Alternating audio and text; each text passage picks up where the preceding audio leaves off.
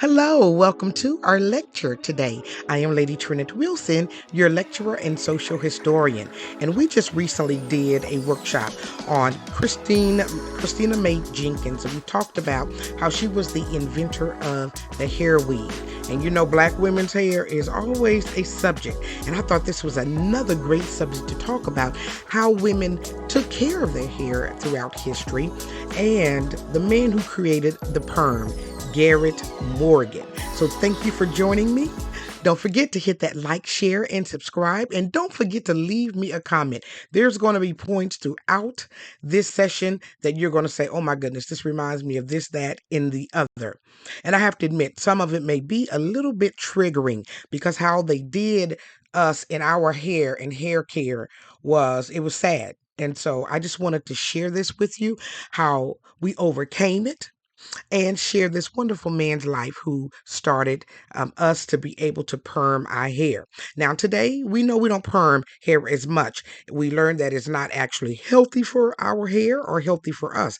But some people have developed hair perms that are healthier, and a girl has to admit it did the job. So, welcome everyone. Let's get into our lecture. So let's begin from the beginning. I want to back up a little bit. So when we were first kidnapped from the continent of Africa and brought to North America and many other places around the world, the first thing that they did was to shave off our heads. Now, when we were in Africa, the hair meant a lot. It could tell if you were married, what ethnic group where you were from, what your social standing was, all kinds of things. So the hair was very significant in our homeland. But when we came here, they cut our hair off. But not only did they cut our hair off, but they also cut out access to anything that would help us. So when our hair started growing back, we didn't have combs, we didn't have oils, and we didn't even have our herbal treatments that we used to do in the homeland. So that meant a lot of women took to wearing bonnets and headscarves in order to cover up their hair. Now, of course, under there, it was just unruly, packed to the head and not, 4C on a whole nother level. And that is really what started the good hair, bad hair, because people felt like, oh, well, if your hair was more straight, you were closer to in proximity to whiteness. And therefore, the women with more, tighter coiled hair was treated badly. Let me tell you, in 1786, Louisiana even passed a law that black women could not wear their hair out in public. So they had to wear headscarves. So it's very, very offensive. A few years ago, when this European woman was saying she was the inventor of headscarves and didn't understand the history as to why women were wearing headscarves. And so I thought I'd give you a little bit of history. Now, women used cornmeal as a dry wash to remove all the oils out their hair. So, in other words, even though their slave owners wouldn't give them anything in order to maintain their hair, they learned how to do it themselves. So they used cornmeal as a dry wash. Y'all know today you can go in stores and get a dry wash. So they started there. Then the other thing is they created a comb out of a wood cotling. And so now they had a comb because they wouldn't even give them a comb. They used bacon grease and butter and kerosene to moisturize their hair.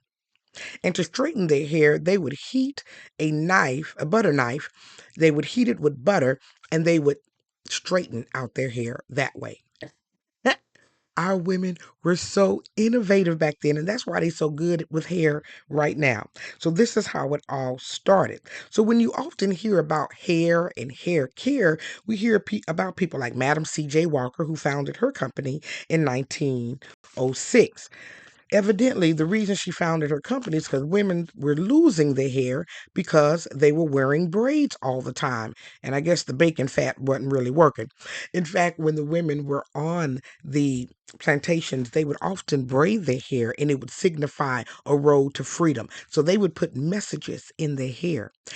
Also, they would hide things like seeds in their hair. So when they escaped, they could plant and grow food in order to eat. So we were something else back in the day, very innovative and creative. And I think around hair, we still remain the number one in the business. So some of Madam C.J. Walker's early products included vegetable shampoo, pomade that included sulfur and petroleum base, and a hot comb. And there was also a young lady named Annie Malone, and she had the Puro system, and that it included a scalp treatment and hair grower. So they were looking for something to grow the hair and to straighten the hair. And then on comes the scene, Mr. Garrett. Now, before I talk about Mr. Garrett, I do want to back up and say thank you. Thank you to the younger generation who came along as people began to straighten their hair more and more. And the reason was because they were entering the job market. And if they wanted the job, they had to have straighter hair. It was what it was. They really rejected, just like they did on the plantation in the corporate environment, black hair. And what this younger generation did was say, no, no, I wear afros, I may wear dreads, I may wear braids, and that has nothing to do with my intellect. That has nothing to do with what I can bring to this company. And because of their fight and their struggle, now you can see a CEO with an afro. It's not often, but you can still see it. And they've also created black spaces where they can wear their own hair. So kudos to you. But back in the day, that was not the case. And so this man came on the scene and said, I think we may need a little bit of something to help. Now, Garrett was born in 1877 in Paris, Kentucky. His father was a white Confederate general named John H. Morgan, and his mother was a free slave named Elizabeth. Now, oddly enough, here this Confederate soldier fighting for slavery, again, having babies with a black woman. And allegedly, she was mixed also with Native American. Together, they had 11 children, and Garrett was number 7. So they had many, many children together. And for him to be a Confederate soldier, I mean, it just it's just like, wow, you out here having all of these babies with this black woman, but that's what it was. But he was a broke Confederate soldier. So that meant at 14 that Garrett had to move to Cincinnati, Ohio, and get a job. He found a job at a sewing company. And what he would do is repair machines. Well, the thing was when he moved there, excuse me, when he moved to Cleveland, not Cincinnati, but he moved to Cleveland where he did this job. And it was 1895, and they were needing something that would not put holes in the fabric as the sewing machine sewed. Well, this man was smart even then. What till I tell you all the inventions he created? So he kept working, and by 1905, he found a substance that he could put on the needle and it not pierce the fabric. So with that, he started using it, and just one day he got some on his finger, so he rubbed it on some pony fur that was right next to him, which was another piece of fabric, and it stood up straight. Well, he was like, "Okay, what is this?" So, with that, when he went home, he just put it on his neighbor's dog just to kind of see what would happen. And it stood up again. Okay, so now we on to something. So, he put it on his own hair and it straightened his own hair. Now, being married to a sister and having sisters, I'm sure he saw that they needed some straightener. So, what he did was he added the straightener to some cream. And we have our first hair relaxer. He got a patent and he opened a company in 1905 called the G.A. Morgan Hair Refining Company, and his main seller was his hair relaxer. He also sold hair growing cream, black hair oil dye, and a curved tooth comb. Now, by 1910, he was a millionaire. He opened up his own sewing shop and he opened up a company for his wife, a clothing store for his wife. And so, because of hair perm, women began to perm their hair and they felt more confident going out.